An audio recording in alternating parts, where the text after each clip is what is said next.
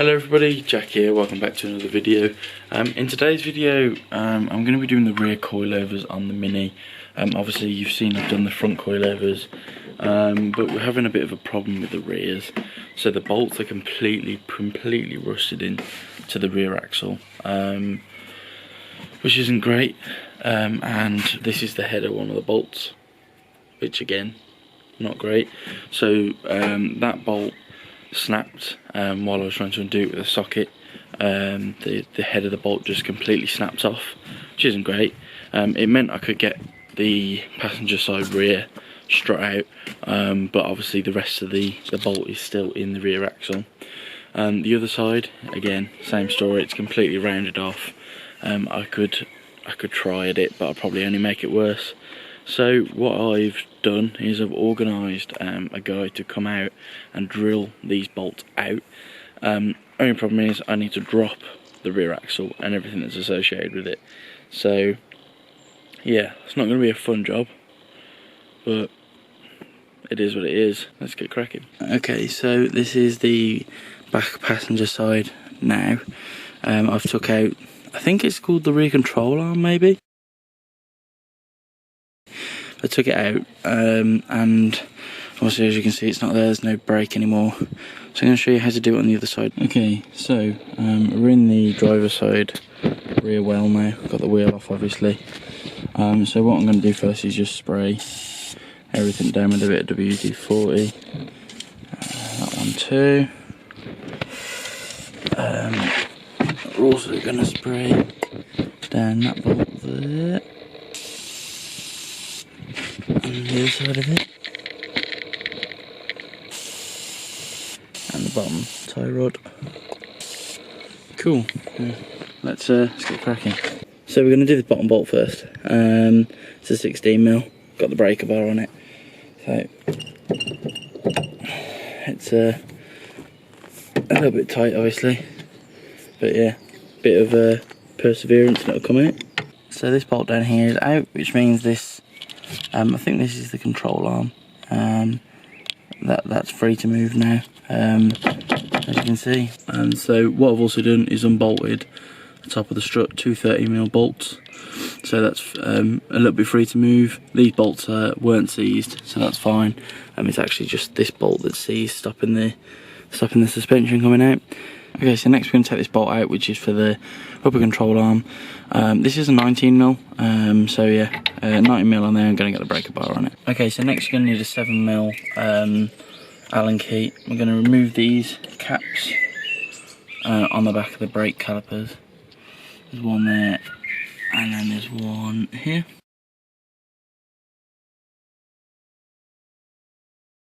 So I'm going to remove these caps and undo the 7mm bolts that are inside it. So I forgot to mention, but I've jacked the car up from the back obviously, two jack stands underneath, put the car in gear and took the handbrake off so I can get this off, which is obviously the brake caliper. So pads have come out, not long put new pads on this, so they'll be alright. I've took the wear sensor off the pads, which you can see there, which I replaced in another video, which if you want to go and check that out. But yeah, this is the caliper. Obviously you don't want to leave it hanging or anything like that.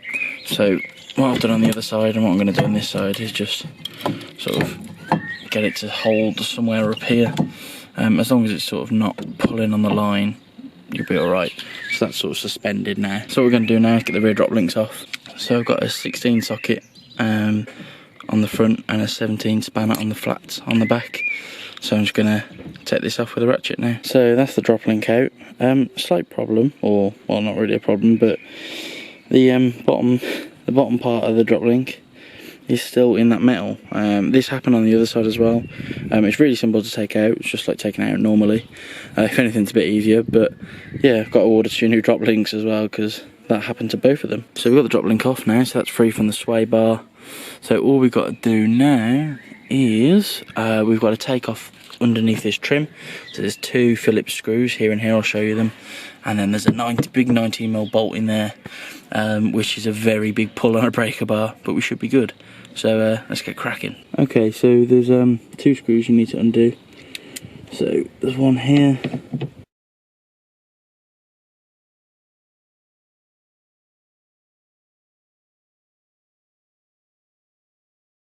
and then there's another one there, but it looks like mine's gone.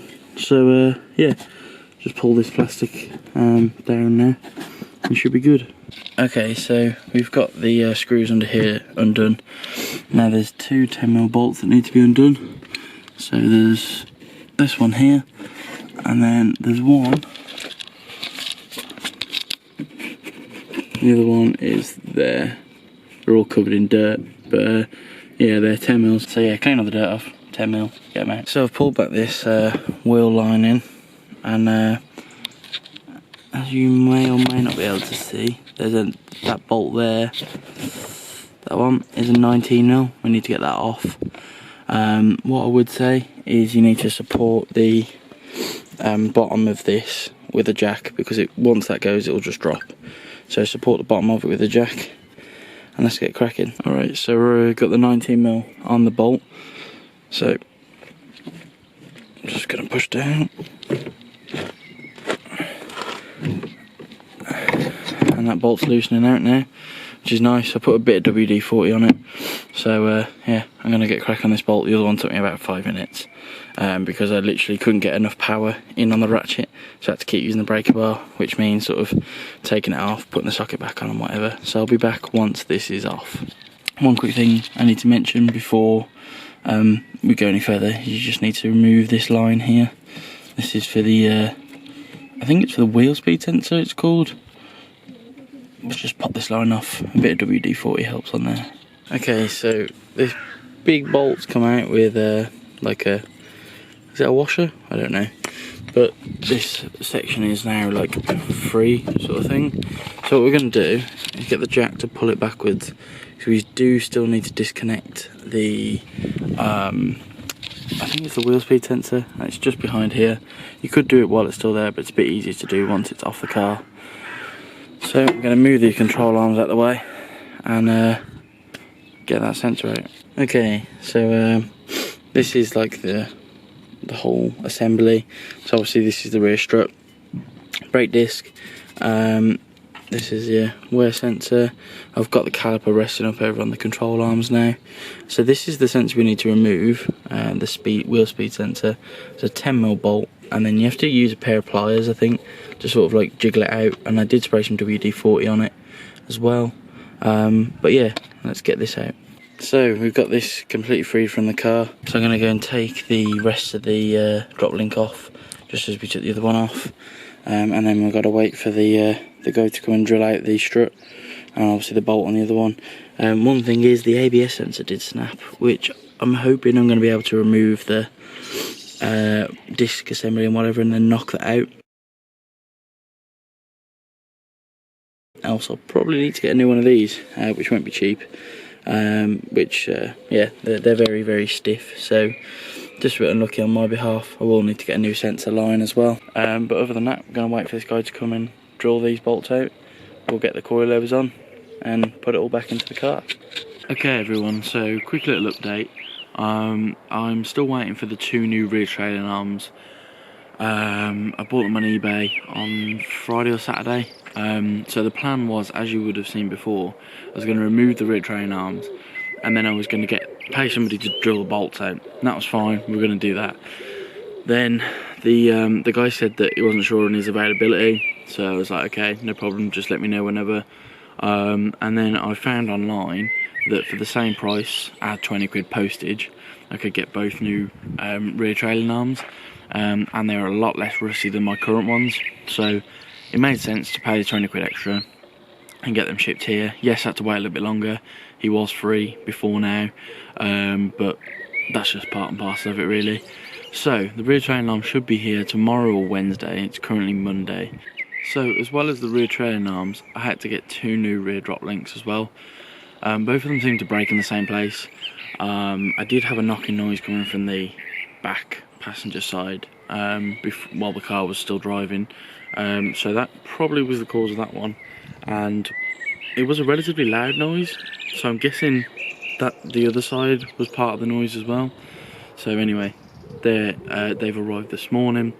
I had to order one more ABS sensor because I accidentally snapped it off in the hub.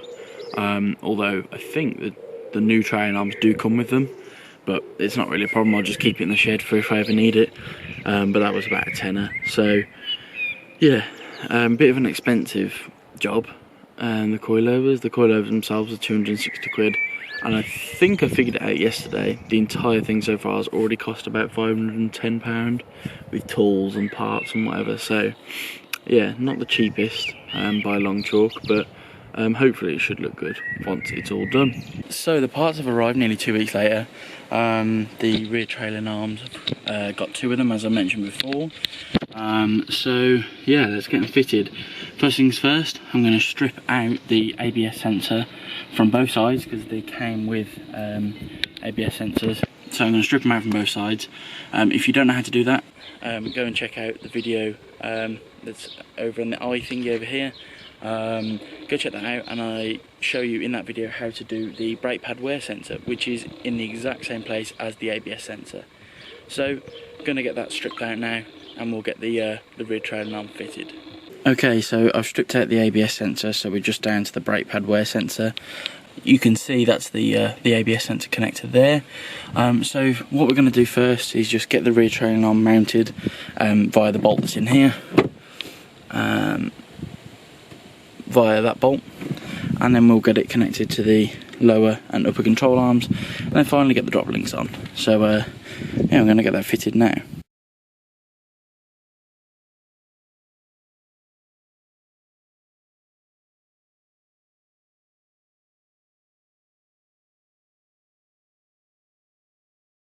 Okay, so I've got this bolt in. It's not tight yet, but while I've still got a bit of movement, I'm going to put the upper and lower control arms in, and then also fit the caliper back on.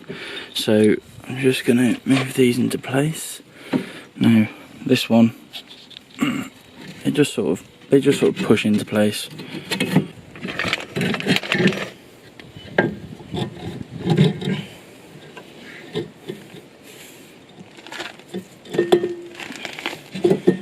So yeah, they just pretty much push in there, get that bolt through, and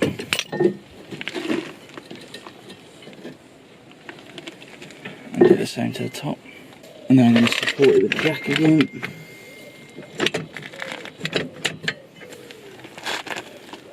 So now these bolts are through, they just need tightening. Okay, so that's the upper and lower control arm bolted in, they're nice and secure.